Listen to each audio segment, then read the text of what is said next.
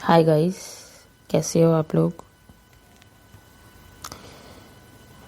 आज full moon है, lunar eclipse भी अगर आपको पता हो तो आज से जो भी साइकिल शुरू होगा वो 21 दिसंबर तक जो भी इमोशंस आपके ऊपर उठेंगे वो एक साइकिल कंप्लीट करेगा। और इस दौरान जो भी चीज़ें आप सीखोगे वो लेसन्स आपके साथ आगे नेक्स्ट डायमेंशन में जाएंगे।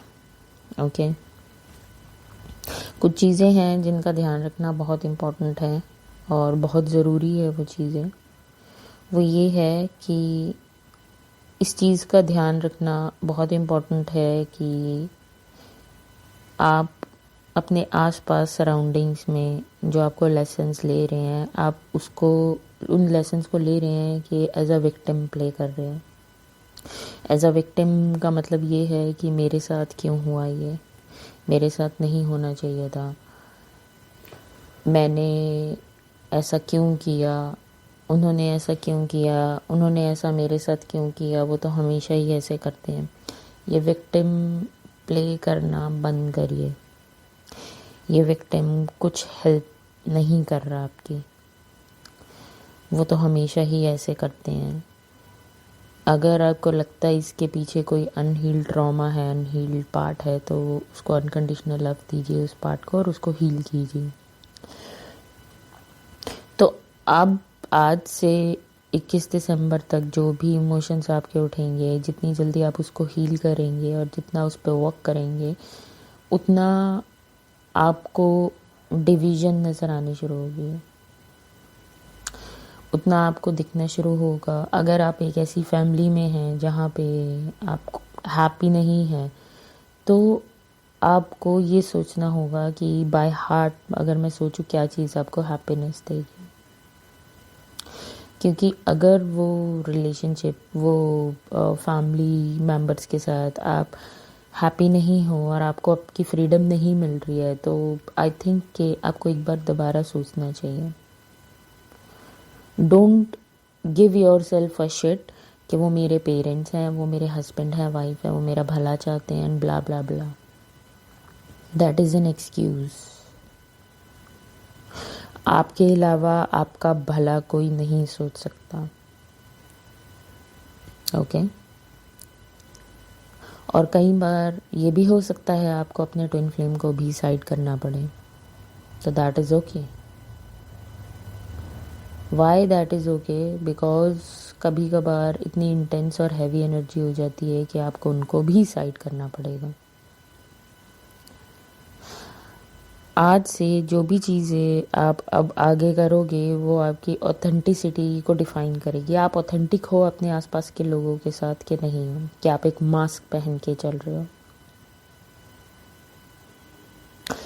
गोइंग फर्दर आप बोर हो रहे हो, आप चॉइस उसमें हीलिंग करने की बजाय आप चूज़ करते हो आपको शॉपिंग करनी है, आप वो वॉइड फिल करने की कोशिश कर रहे हो, तो वॉइड वो शॉपिंग से और नई चीज़ों से फिल नहीं होगा, वो और एम्प्टीनेस लेके आएगा अंदर। नीड और वांट में बहुत फ़र्क है। शो ऑफ के लिए वांट होता है, नीड जहाँ हमें नीड होती है, हमारी ज़रूरत। और आपको स्प्लिट धीरे धीरे दिखना शुरू हो जाएगा, आपको लाइट फील होना शुरू होगा। इस टाइम पे आपको जितना आप लाइट फूड लोगे आपके लिए अच्छा होगा, जितना आप कैफ़ीन नहीं लोगे।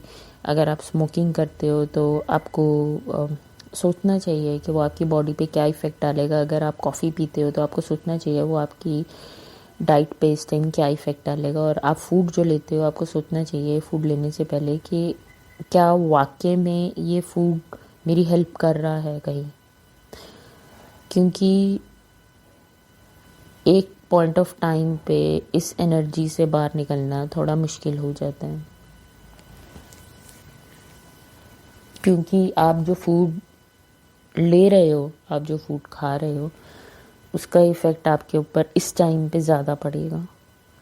वैसे I am against all this things कि कैफ़ीन नहीं लेना और ये नहीं लेना, I am totally against it, क्योंकि मेरा एक्सपीरियंस हमेशा ये रहा है कि I was fine with all this things.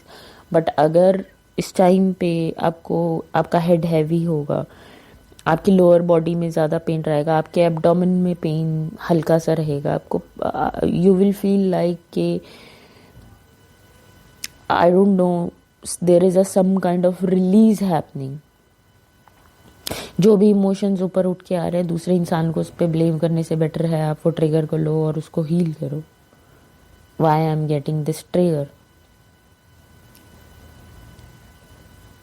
Headache ज़्यादा होंगे, माइग्रेन प्रॉब्लम ज़्यादा होगी, मूवमेंट्स या तो बिल्कुल ही बंद हो जाएंगी बॉडी की, या फिर मूवमेंट्स आपकी बॉडी कहेगी कि एक्सरसाइज चाहिए उसको। तो kindly go for a walk, nature में जाइए। अगर आप किसी सी के पास रहते हैं तो वेरी गुड, और आप ब्लेस्ड हो।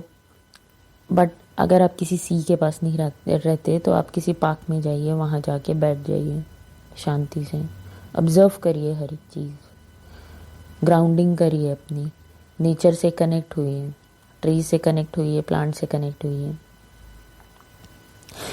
लास्ट चीज़ इसमें जो मैं बोलना चाहती हूँ वो ये बोलना चाहती हूँ कि बी कॉशियस, आप किसको फॉलो कर रहे हैं, आप किसकी बातें सुन रहे हैं।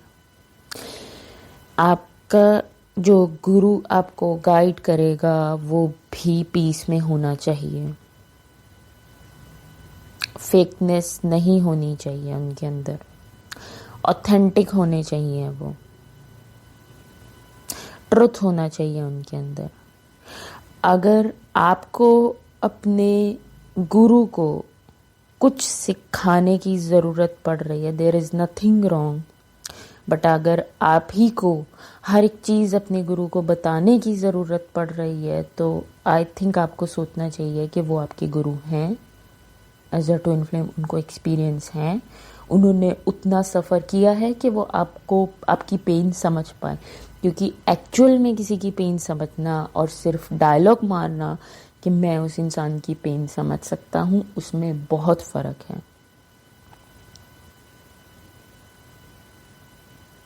ऑथेंटिक गुरु हमेशा ये सोचेगा वो आपकी कैसे हेल्प कर सकता है,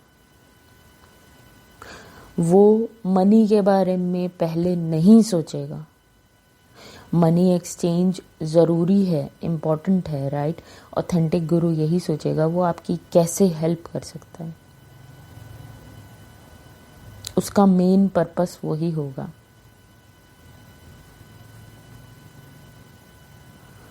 तो आप किसको फॉलो करते हैं, आप किसकी बातें सुनते हैं, ये आपके ऊपर डिपेंड करता है। और बिल्कुल मैं इसको आप पे छोड़ देती हूँ, क्योंकि आपकी लाइफ है, आपकी रिस्पॉन्सिबिलिटीज़ हैं। तो अगर आप किसी को फॉलो कर रहे हैं, अगर आप किसी की बातें सुन रहे हैं और आपको कोई इस चीज़ की गारंटी दे रहा है कि आपका यूनियन होगा ही होगा, यूनियन होगा ही होगा, तो मैं आपको ये बोलना चाहती हूँ कि आपको एक बार दोबारा सोचना चाहिए। क्योंकि गुरु जो है वो दूसरों से कुछ पाना नहीं चाहता, सिर्फ देना जानता है, राइट। तो काइंडली आज का जो आप लोगों का ये है उसको सोचिए और इसके ऊपर वर्क कीजिए। Okay guys, thank you so much.